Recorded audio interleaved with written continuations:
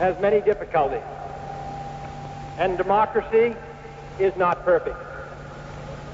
But we have never had to put a wall up to keep our people in.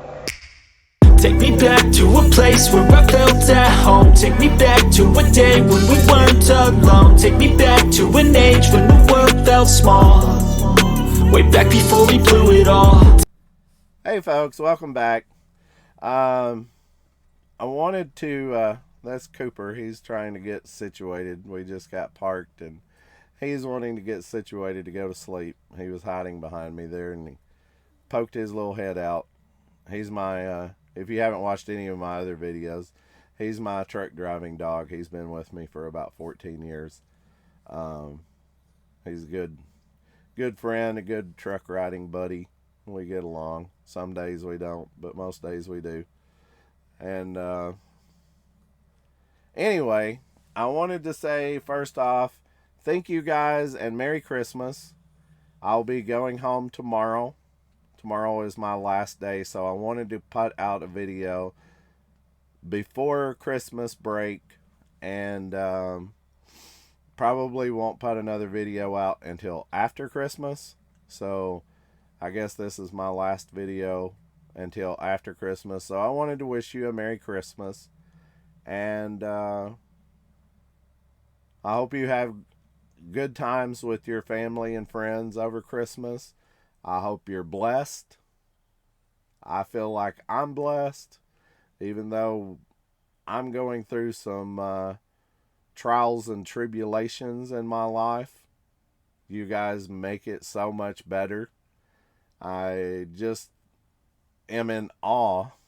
I am in awe that the channel has taken off the way that it has. I really didn't think that it would. I was not very optimistic, which is odd to me because a couple of months ago, I was talking to my truck driving friends that I talk to on the phone a lot, and I keep saying this thing about we need to change, we need to get together, we need to make a change in trucking, it's going bad, we need to do something better.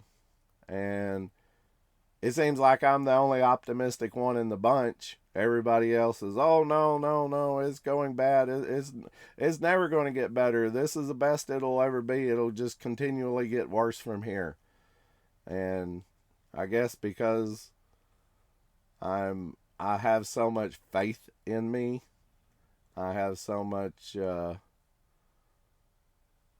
good thoughts in me. And I have been beat down so much in this life that I feel so blessed in this life. I'm so grateful in this life that I'm just a constant optimist about things. I feel like there's always a rainbow ahead and a pot of gold ahead. We just have to reach for it. That's just the way I feel about everything in life. I take the good comments with the bad. I don't censor anyone here. I don't delete comments. Say what you want, good or bad. If you want to spew out hate and venom, do it. I don't care. Do it all you want. If you want to spread the good word and you want to have positive vibes and want to throw out blessings, I really, really appreciate you all that do that. Very humbled by a lot of your comments. Let me know if you like the intro or not. Comment on that. Kind of taking a poll on it. I don't know how you like the intro, or if you even like an intro, if you would just rather skip it. I like it myself. I think it's cool with the old truck and the American flag, and then, you know, my MS Carrier ID, that was my old Peterbilt, pulling the frac tank. If you want to know what that trailer is, that is a frac tank. They use it whenever they're fracking for oil. They keep a water solution in those tanks, and they pump it down into the ground, pressurize it, and I don't know how to frack oil, but I've heard them talk about it. But that's what that is oil and water slurry mix holding trailer. And you can correct me if I'm wrong, but that's what I was told that it was. That was a brand new one. They had just built that one.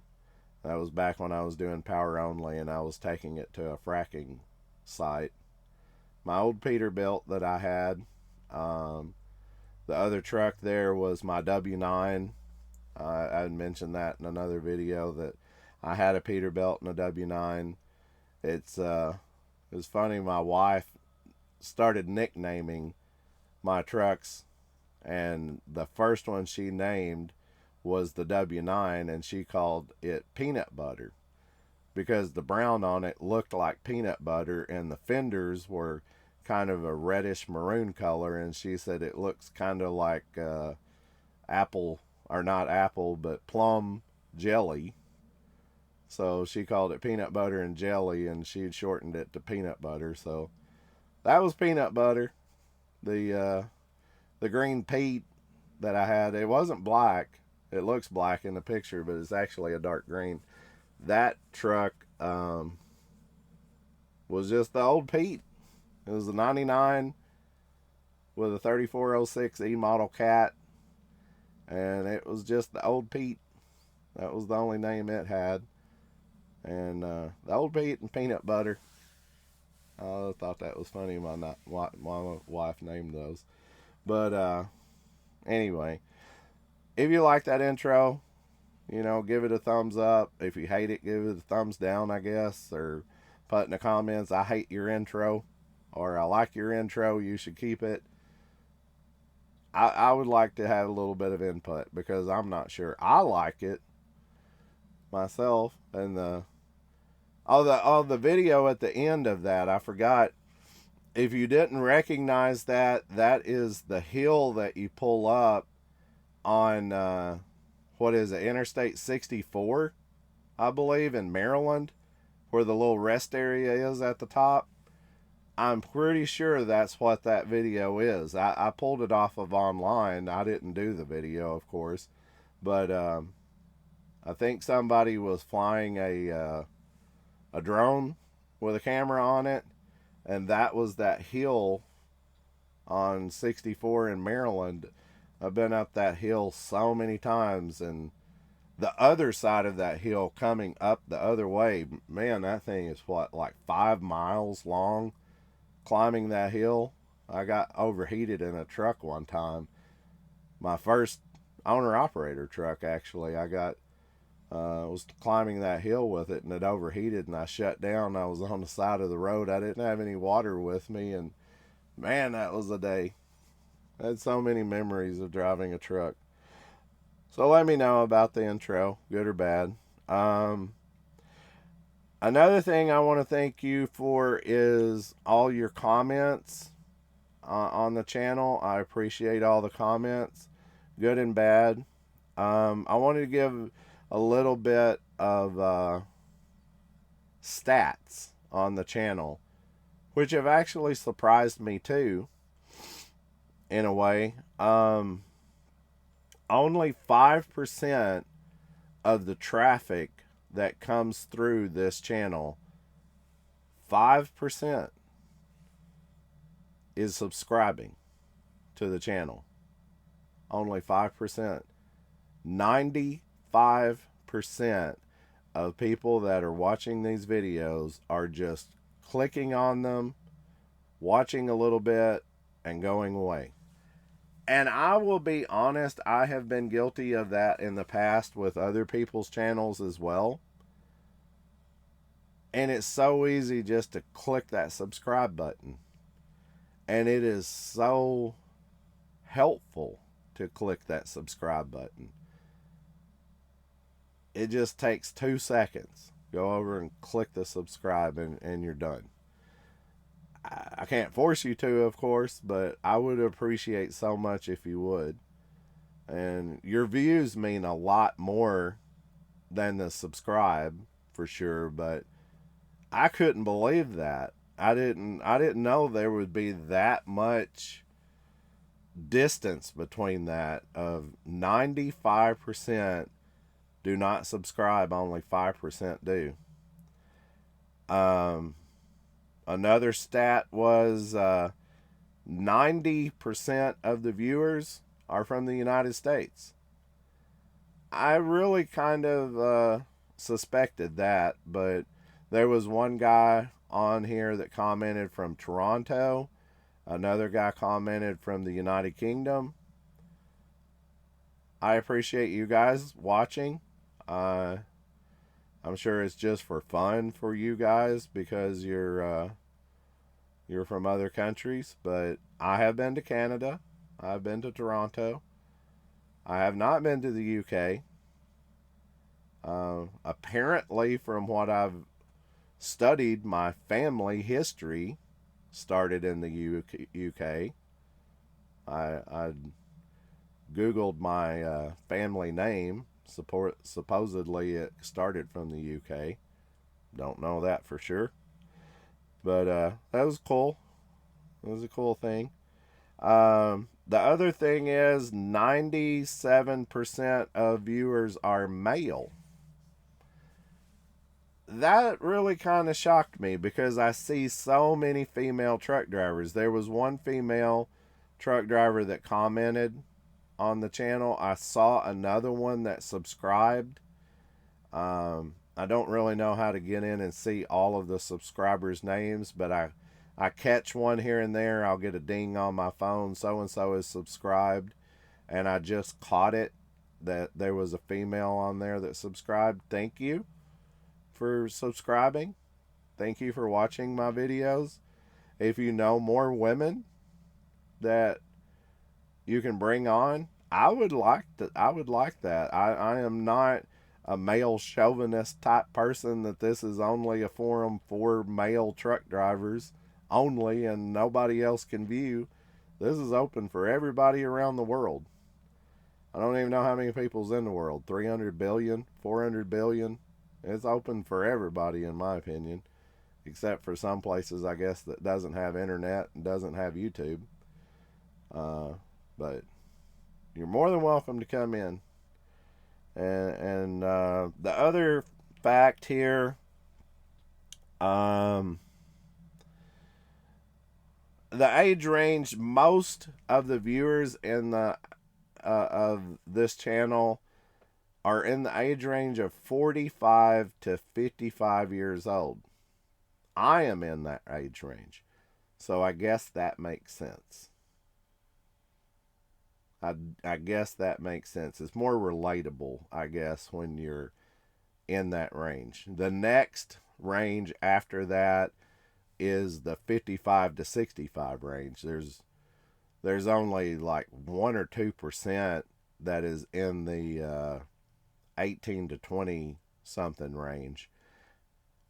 Probably more than likely those people are Mr. Beast fans. That's what I would think. I've tried to watch Mr. Beast. I have tried. In case you don't know who Mr. Beast is, he is the king of YouTube. When he puts a video out, he gets like 98 million views. You know, he is like the king of YouTube.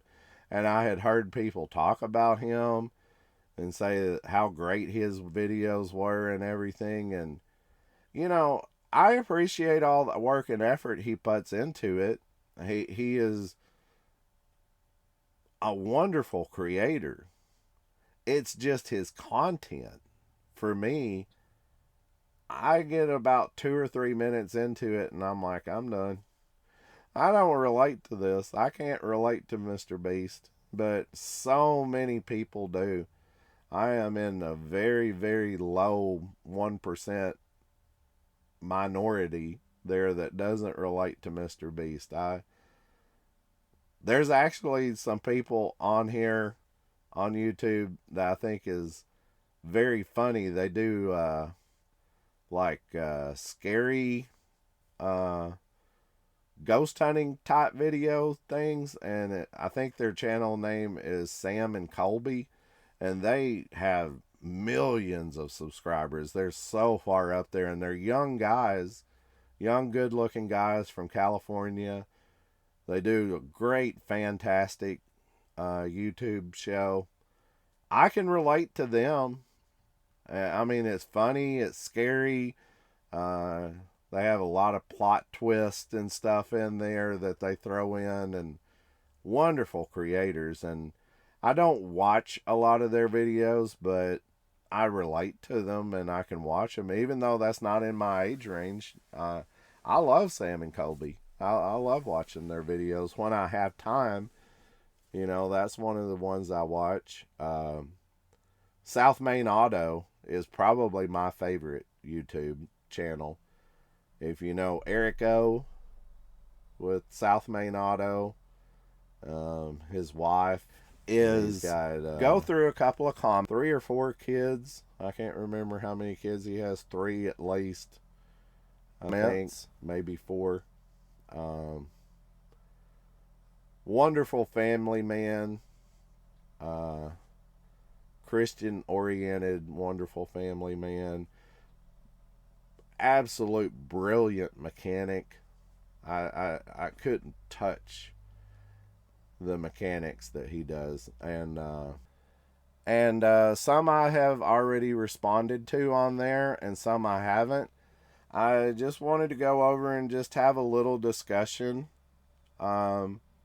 If this takes off, if this is a likable video, if I get a lot of views on this, I'll try to do more of these, taking a break from actually doing content videos to doing response and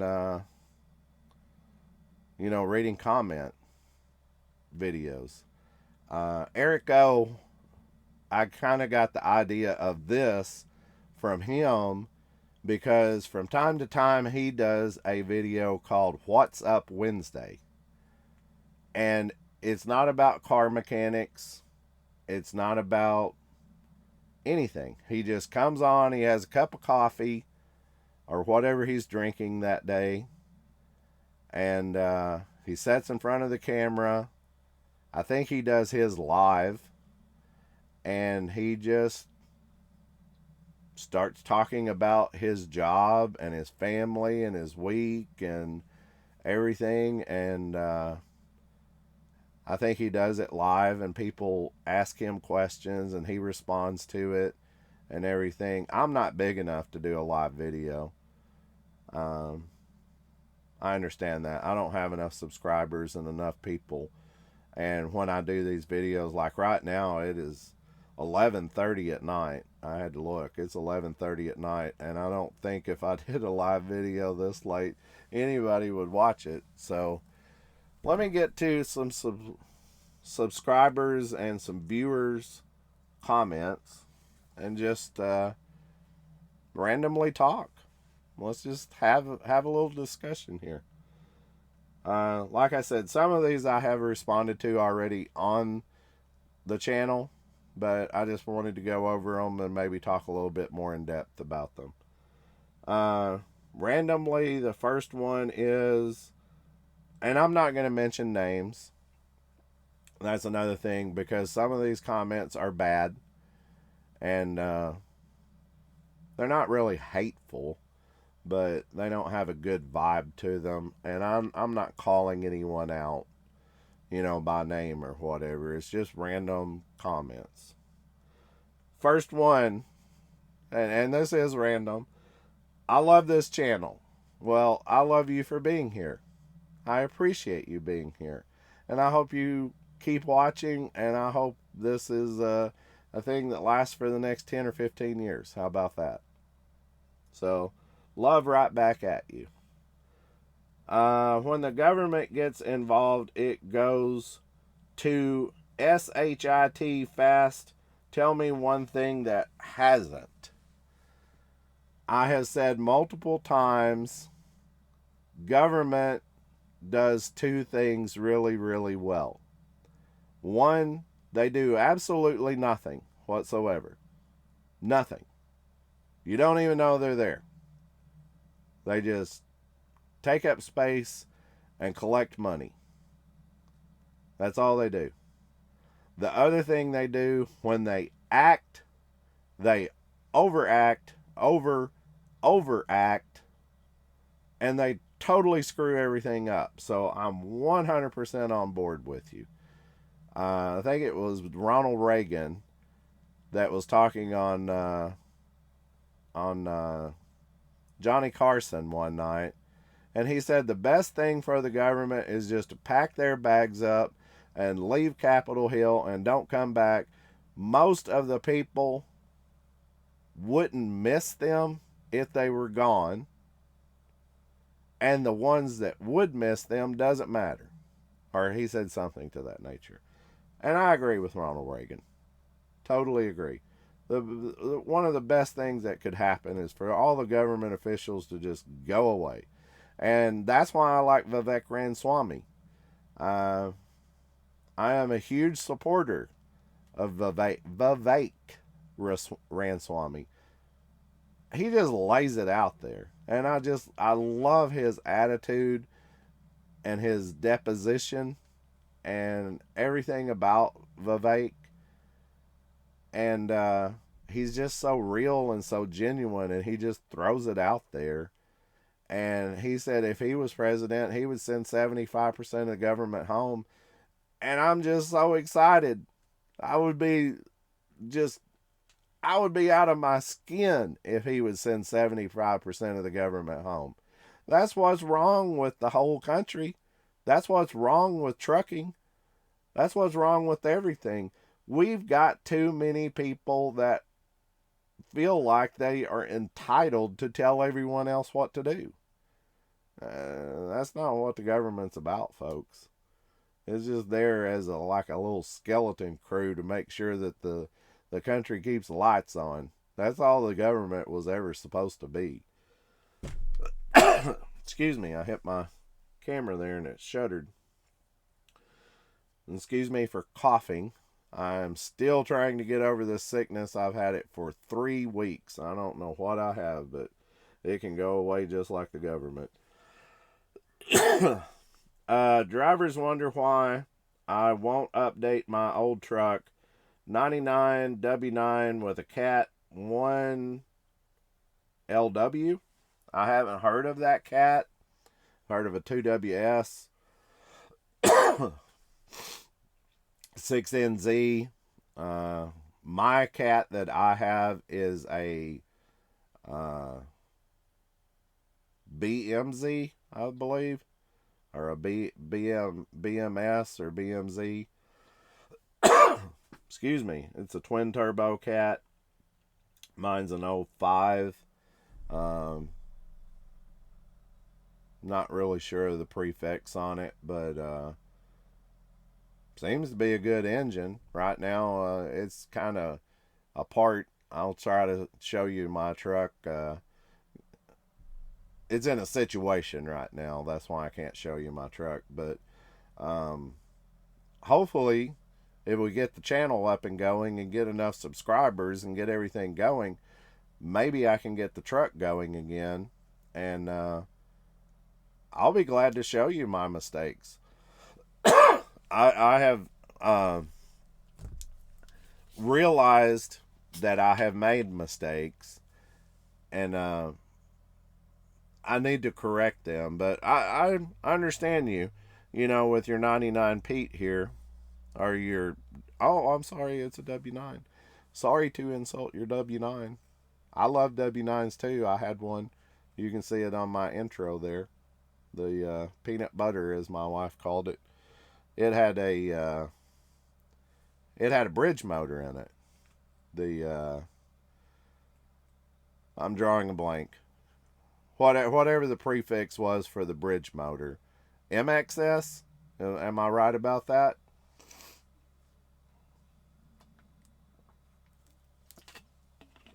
Excuse me, I had to get a drink of my Diet Dew here. I was getting dry. Yeah, I agree with you. 99 W9 with a cat engine. Great truck. Paper logs is a bonus. Amen, brother. Paper logs is definitely a bonus. I was an owner operator for years, gave it up several years ago. Trucking was going downhill quick. The math don't add up. I'm not sure that you meant to say that. Oh, the trucking was going downhill quick. The math don't add up. All the regulations and laws not worth the trouble. It was great back in the day when we were independent truckers. That's part of why I do this channel is reminisce about the old days. Tell younger drivers out here about the way trucking used to be before it went bad. Try to tell people the government is not in control of us like they want to be. If the government had their way, they would bend our heads over and put a chip in the back of our heads and control us like robots. That's what they want to do. That's the truth of the matter. Back in the day, people would object. There's a thing that we have called grievance to our government, to where we can gripe about our government and we're not punished for it. And not enough people do that anymore. They don't stand up and gripe to the government. That's why I've said before I like these guys that do these First Amendment audits on YouTube. There's a really good guy that does it in Arkansas. Random Patriot is his channel. Go over there and check out Random Patriot from Arkansas. He's a great guy. I've emailed him, talked to him. Wonderful guy. Great guy. What's wrong with having grievance to your government? What's wrong with going up to a police or any government official and saying, what's the First Amendment about? Why do you constantly violate my First Amendment rights?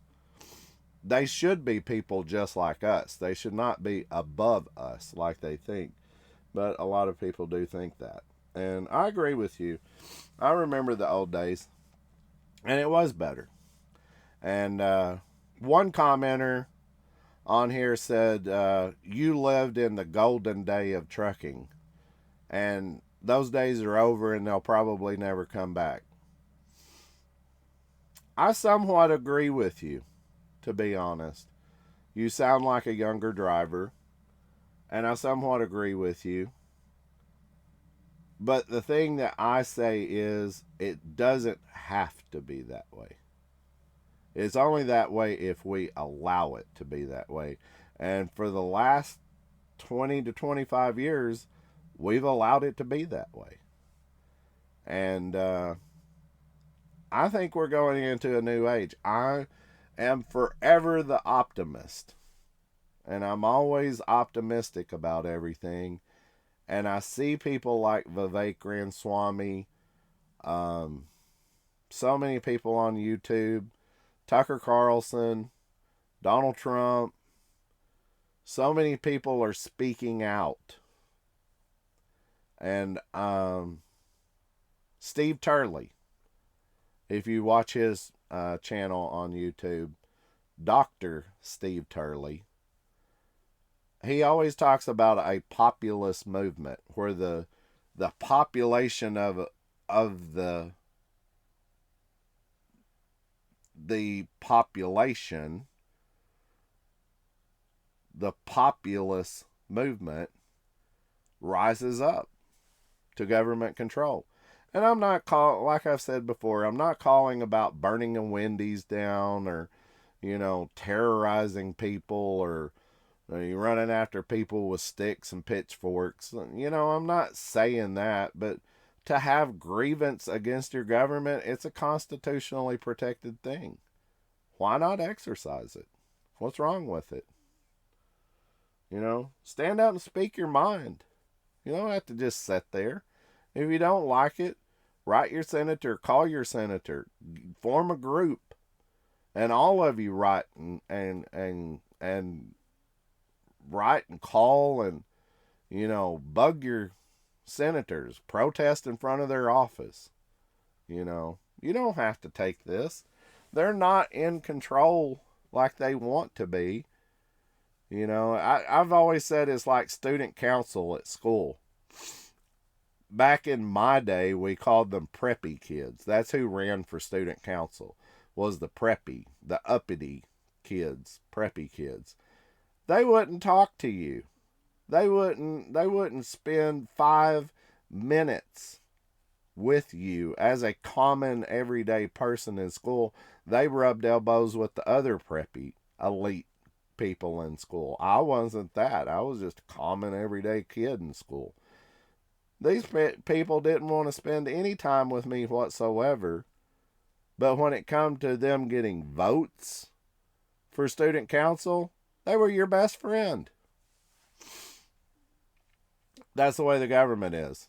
They go around and they want to get into the coffee shops and the local areas and everything. And, oh, we need to stick together. I need your vote and everything. And then they get voted in and you don't hear from them. You can't talk to them. You can't write them. You have no conversation with them whatsoever, and they just disappear. Well, why aren't they in the coffee shop every week? Why don't they have an open day where you can have a grievance with your senator? Makes you think. Why are they only there for your vote and then they disappear?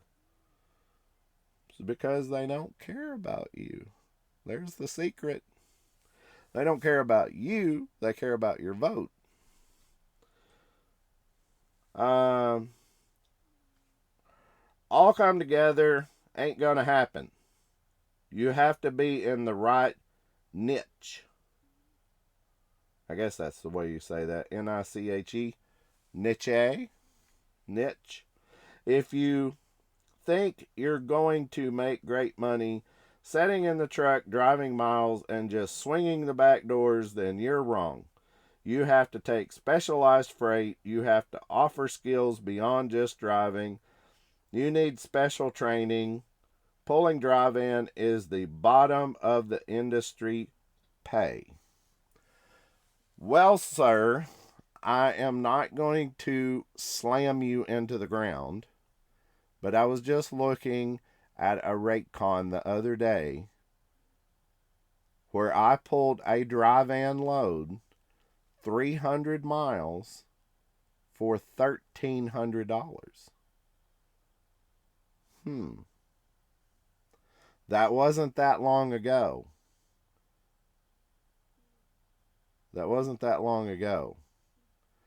I worked for a company not long ago where we all booked our freight. Every person that worked there, that was an owner-operator, booked their own freight. I had talked to people that pulled heavy haul that had their own specialized trailer, and I would show them my Raycons, and they couldn't believe my rates were as equal as theirs. One guy was doing heavy haul. He went 3 weeks and didn't make any paycheck whatsoever because he couldn't find anything to haul specialized freight. And I grossed $4,000 consecutively every single week while he was sitting still. So your argument is invalid. Drive-in freight is not the bottom of the barrel. It is not. It is the most abundant freight in the United States. If I could get back to booking my own freight and showing you what I do, if this channel goes up enough and the economy comes back around, I can show you like I was doing before. I've booked my own freight. I was owner, operator, and dispatcher, everything all in one. Okay? And I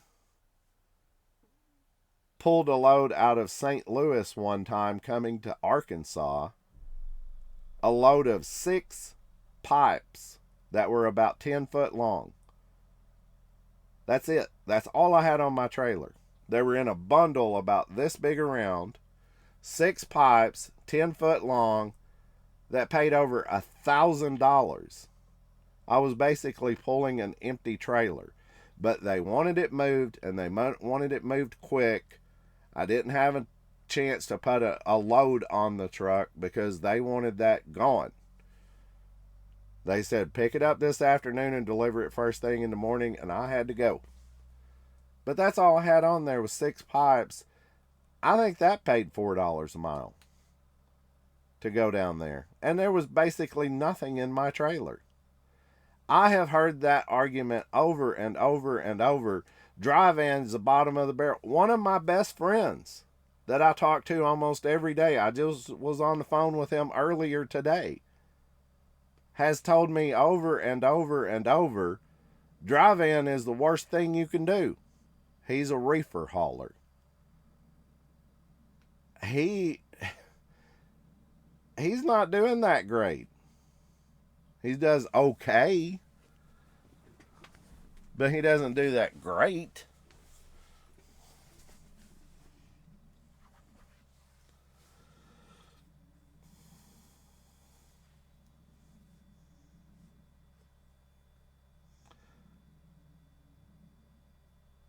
Another comment, I totally appreciate you.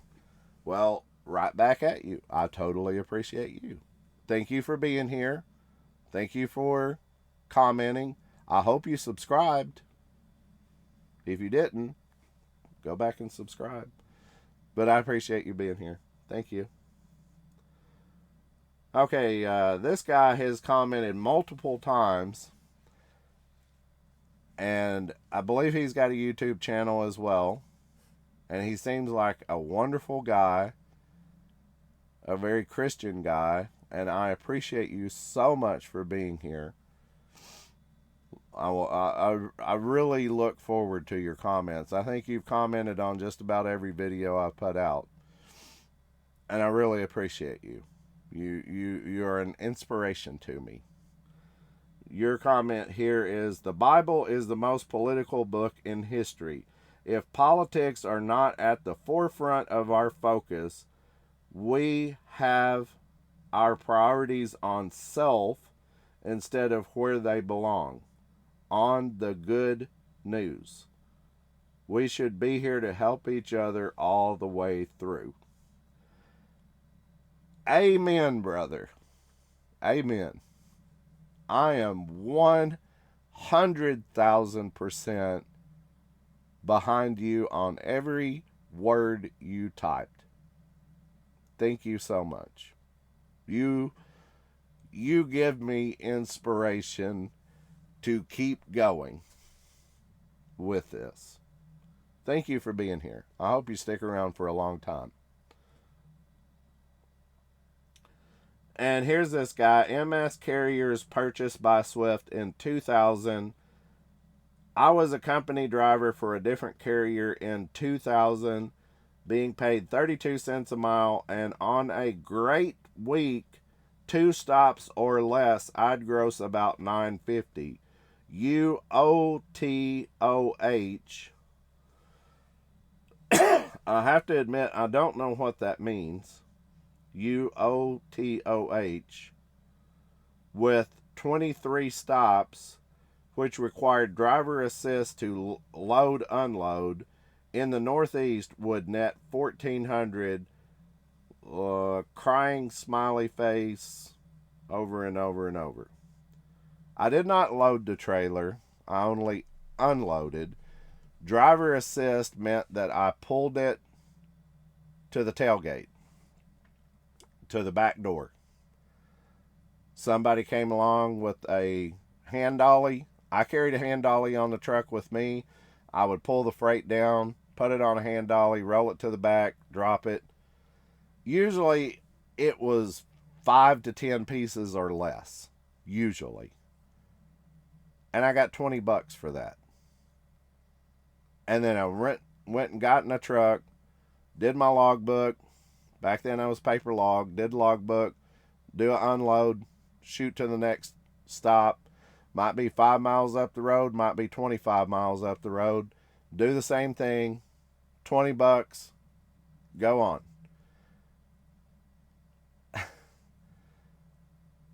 I don't feel like I have to prove anything, but if I need to prove it, I can go back and find some old check stubs. If I have them. You're talking almost 23 years ago. We, as truck drivers, have not had a pay increase in 25 years. It has either been stagnant or it has went down. More than likely, you can just say it went down because inflation has went up. Everything has went up, and driver pay has either stayed the same or went down. So I say we haven't had a driver pay increase in 25 years. I said just the other day, company drivers need to be making about $3,000 a week. Owner operators need to be making a bare minimum of $10,000 a week to offset inflation. We could be there, but these corporate companies are like a vacuum sucking all of the economy out of trucking up into their corporations, and they're not spreading the wealth out. And these CEOs of these big corporate companies are rolling in the dough. And that's where the problem is. And so many of you guys just keep going back to work for them. You just keep going back to work for these mega carrier trucking companies. And I don't know why. What are they doing for you? What are they doing for you? MS Carriers was one of the greatest trucking companies the United States has ever known. And I will stand by that. If you wanted to be local, if you wanted to be regional, if you wanted to be dedicated, if you wanted to be over the road, if you wanted to stay out months at a time, if you wanted to live in your truck, or if you wanted to be an owner-operator, they were right there with you every step of the way. Whatever you want to do, let's make it work. Whatever makes you happy, let's make it work. They paid for experience. That's something that doesn't happen anymore. I found that out when I went back to company driving after being an owner-operator since 2007. It shocks me to realize now no company out here pays for experience anymore. They have a flatline base. You go to work for them. A truck driver like me, 23 years of experience, gets paid exactly the same as somebody with 3 years experience. There's something wrong with that. There's something wrong with that. There's something wrong that we haven't had a pay increase in 25 years. If you want to laugh at me and you want to say, oh, you didn't work for MS Carriers, we'll go back and watch my intro. There's my driver ID. It has my employee number on it. Yes, I work for MS Carriers. The reason this happened, yes, Swift probably did buy them in 2000, but it took 3 years for them to take over the company. They don't do it like, they didn't do it back then like they do now. When Swift bought US Express, bam, it was over. It was done. They owned US Express. You know, it's like they wrote the check out. US Express accepted it. The government said, I don't care, whatever, go, take them over. And the next day, it was not US Express anymore, it was Swift. That's not the way that it worked back in 2000 and 2003. They made the offer, they put the bid in, MS Carriers took it, But then they had to go through the process and the legal paper and everything, and it took a long time. And Swift said they were going to permanently leave MS Carriers as MS Carriers. The minute they took over in 2003, they started shutting dedicated accounts down. They started pulling trucks off of the road.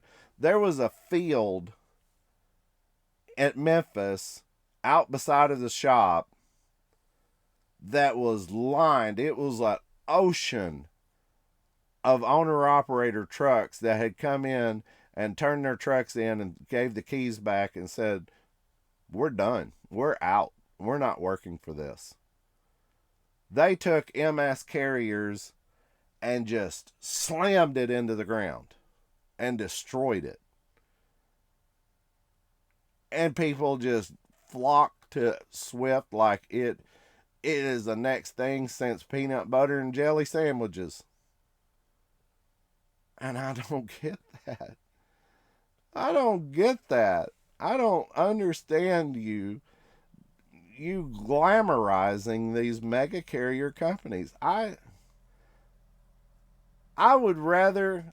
honestly would rather, I might have to, sometime in the future, I might be forced into a situation where I work for a mega carrier company. But they would have to force me to work for that company. I would rather go to work for Burger King and flip burgers as to work for a mega carrier trucking company. Honest. Hold my hand up and say the oath. Honest. Would rather do it.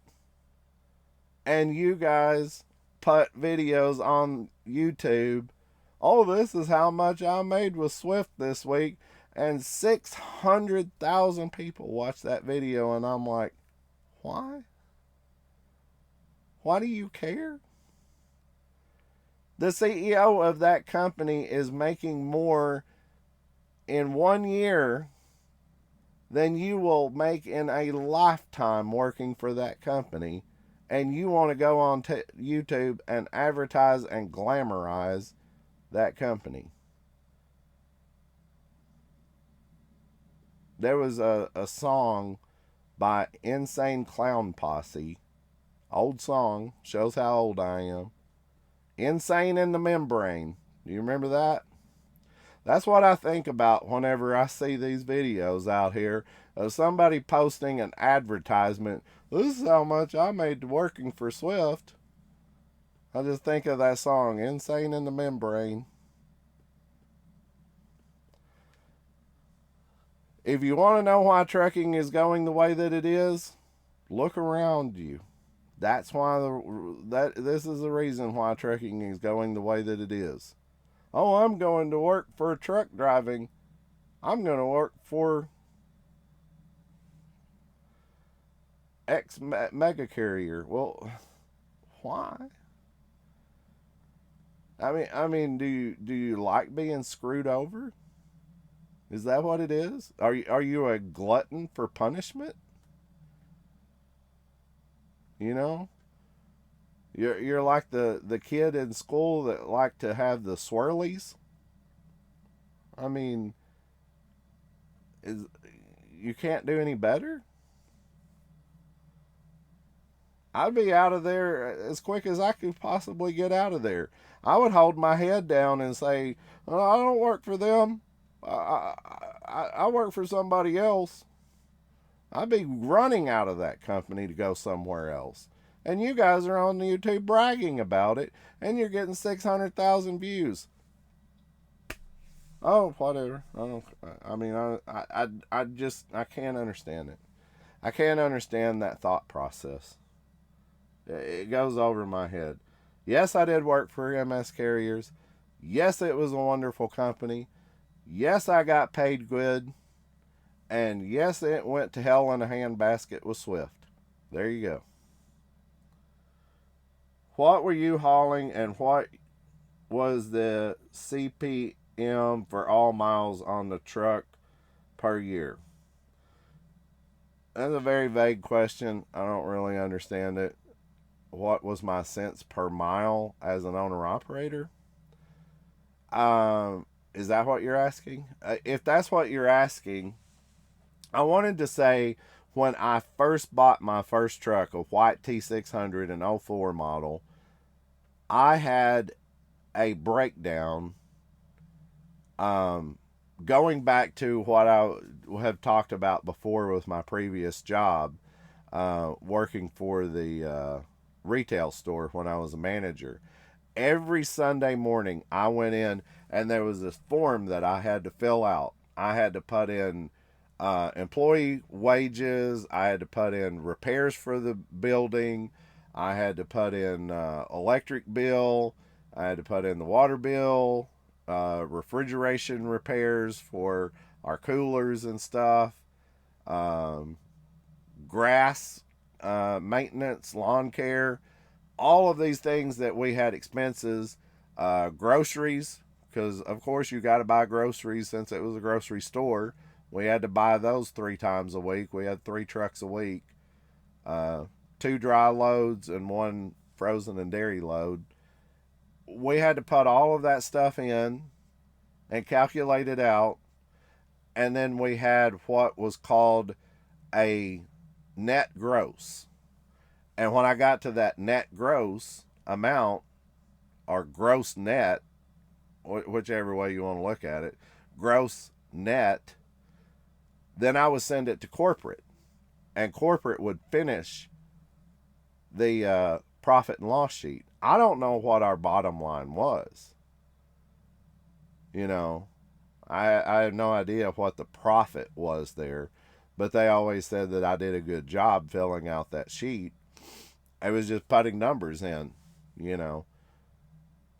When I became an owner operator, I found this sheet and I was looking for it the other day. I was going to download it again, but apparently it doesn't exist anymore because I can't find the sheet anymore online.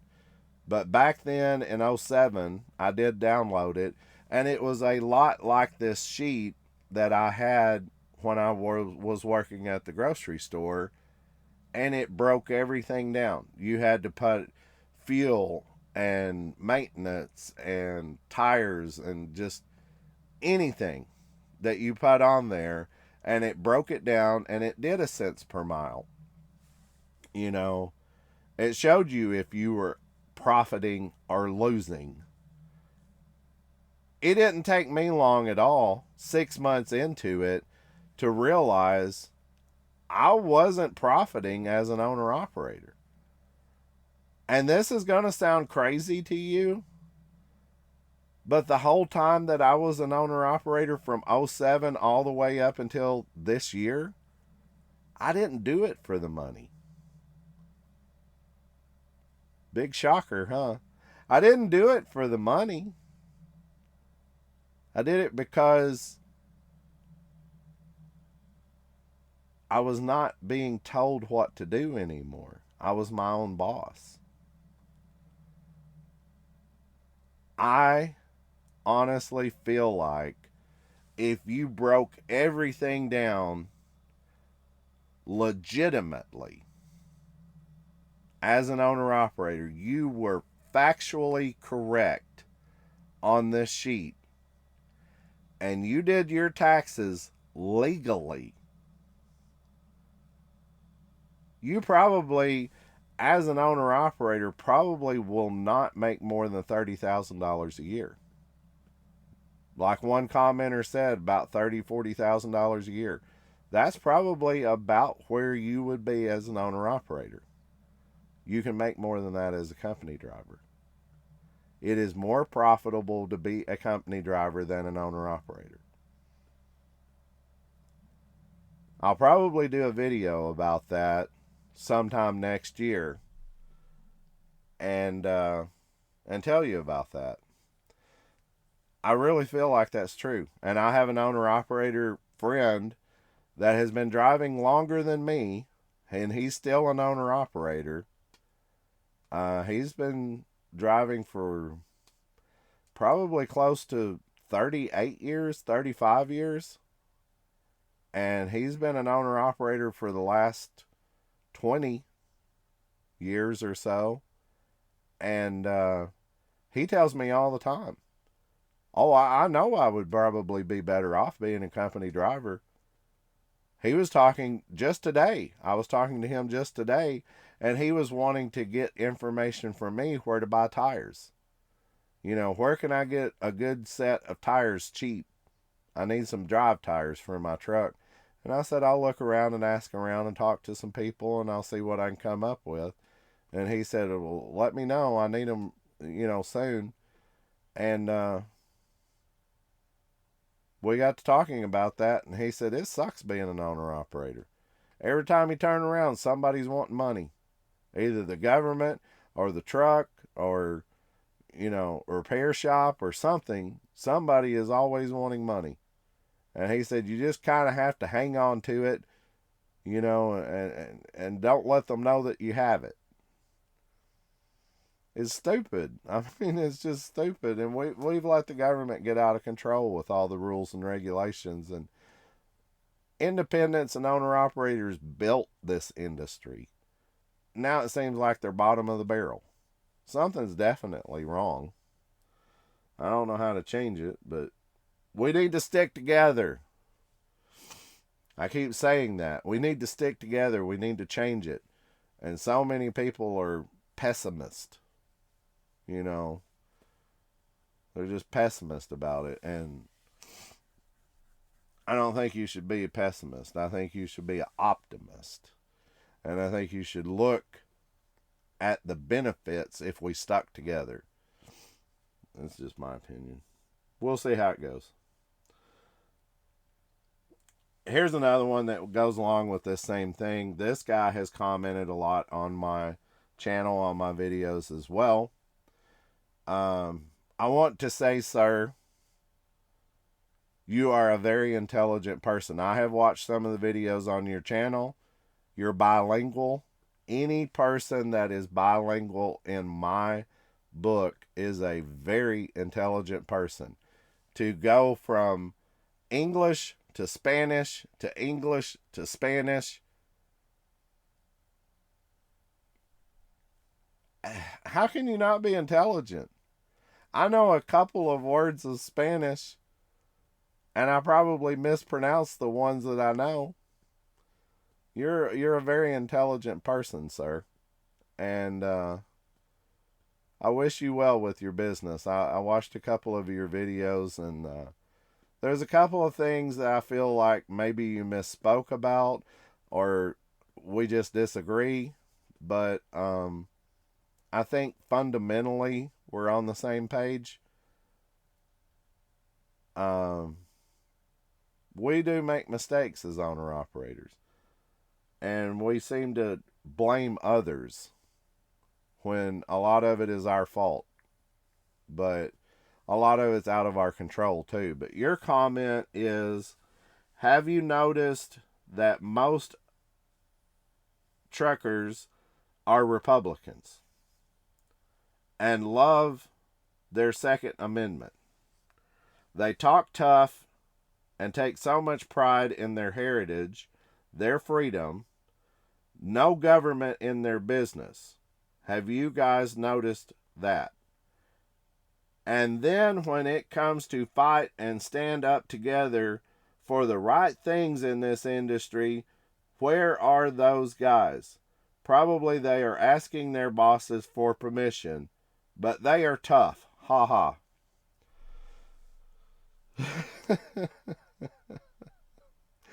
I just have to laugh at that. You, sir, are what we call spot on. You are what we say by hitting the nail on the head with the hammer. Click. That paragraph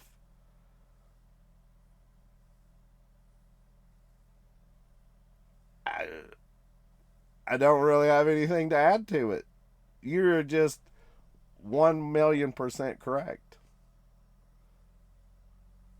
I wish everyone was like you and I.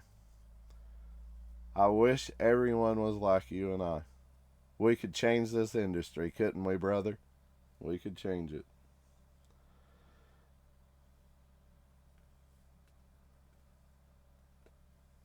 I agree with everything you said. You are wasting your breath, unfortunately.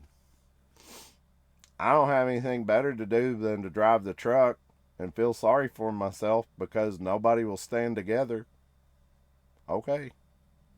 I'm wasting my breath.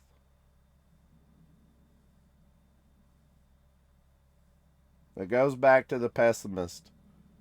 We are constant pessimists. I'm a constant optimist. I see the sun on the other side of the clouds. Maybe you don't.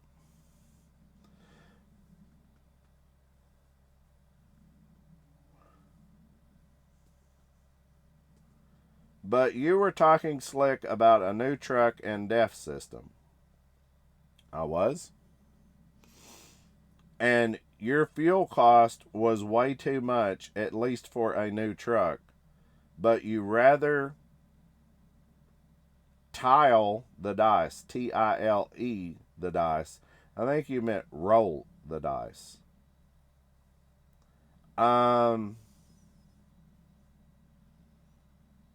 But you're talking slick about a new truck and DEF system.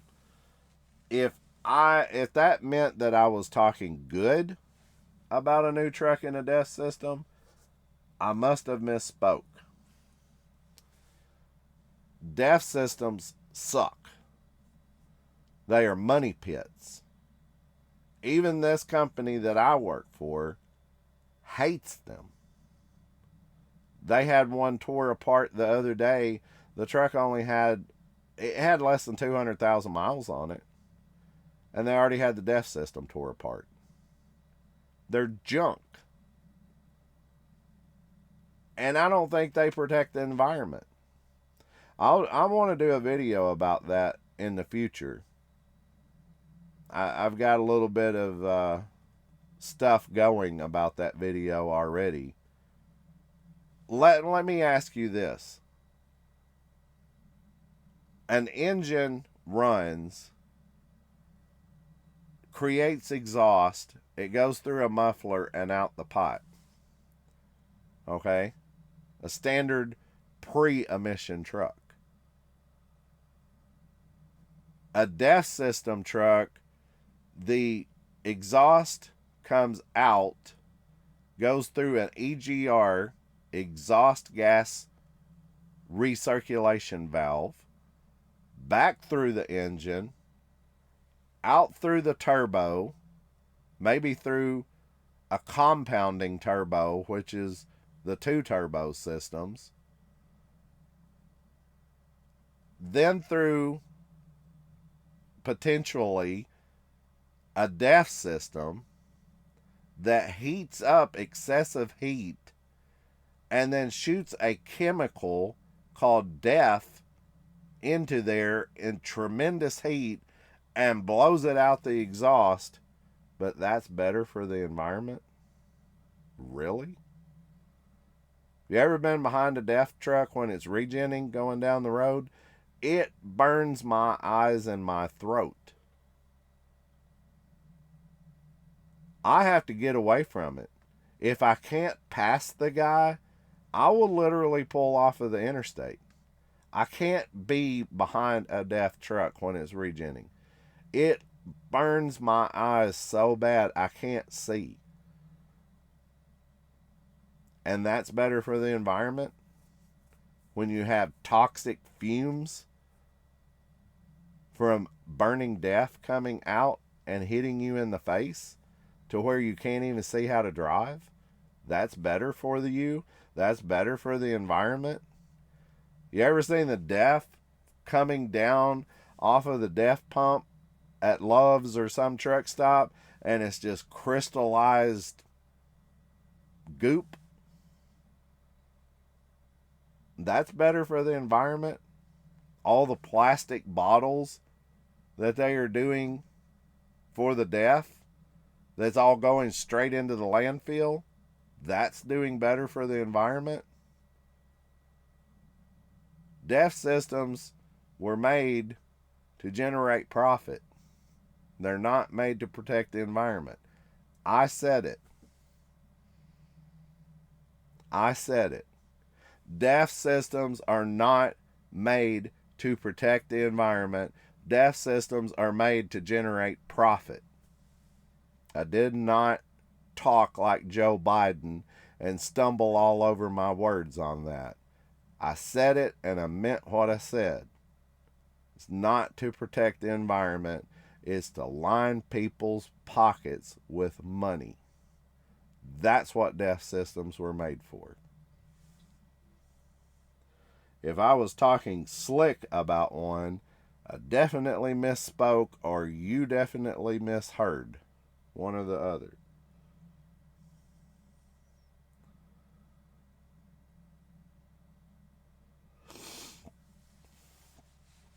As a company driver, I only make $650 to $1,600 per week net after health insurance and benefits. After food and personal and rent, $650 to $1,600 is merely gross. Sure, I have good health coverage, but why do I have to put up with the unfair and dangerous, should be illegal but isn't sleeping schedule at such little pay? These companies, even mine, are deliberately inefficient.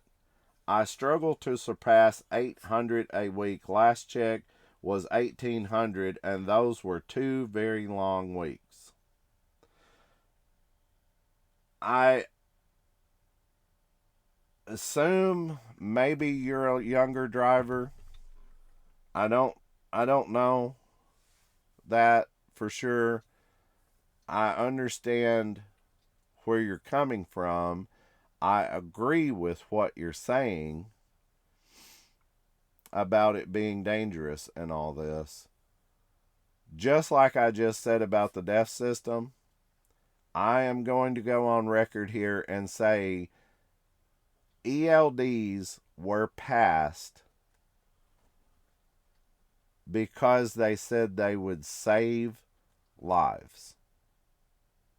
Go back and watch when they were deliberating about ELDs. They said they would save lives. They've had the opposite effect. More wrecks have happened since ELDs have come into play. More wrecks have happened. There's more driver fatigue. You have a time clock clicking on your dash. Used to be a long time ago, it was easy to pull over and take a 30-minute break and it not even mess with your schedule. It was easy to take a 2-hour nap. Do you remember back in the old days, some of the older drivers out here, if you're still with me on this video, do you remember when it used to be you would get close to a city and rush hour was going on? You'd pull into a rest area, pull over to a truck stop. You could go to sleep and take a 2-hour break, let rush hour die down, get back in your truck, and go on through the city. You can't do that now because you have a monitoring system on your truck watching and recording every move you make. Is that safer? No. ELDs were not about safety. That was a lie for people to buy into. ELDs were not about safety. ELDs were about control. That's what they were about. They were about control. They were about controlling and monitoring. That's what they were about. Giving the mega carriers an upper hand advantage because mega carriers run by volume. They don't run their trucks the way owner operators, independents, and smaller companies run their trucks. That's why you have a lot of mega carrier trucks setting all the time. All the time. That was why I left Swift after they bought MS Carriers. I would get on a load in Memphis, and it might be going to Denver. And I would leave Memphis, and as I was going through St. Louis, I would hear my Qualcomm. We had Qualcomms in the trucks back then. I would hear it ding and look over. Don't go through St. Louis. We need to drop that trailer. And I was like, I just left Memphis with it. Why am I dropping it in St. Louis? Because we need to drop that trailer. Why? Well, because we need to drop the trailer.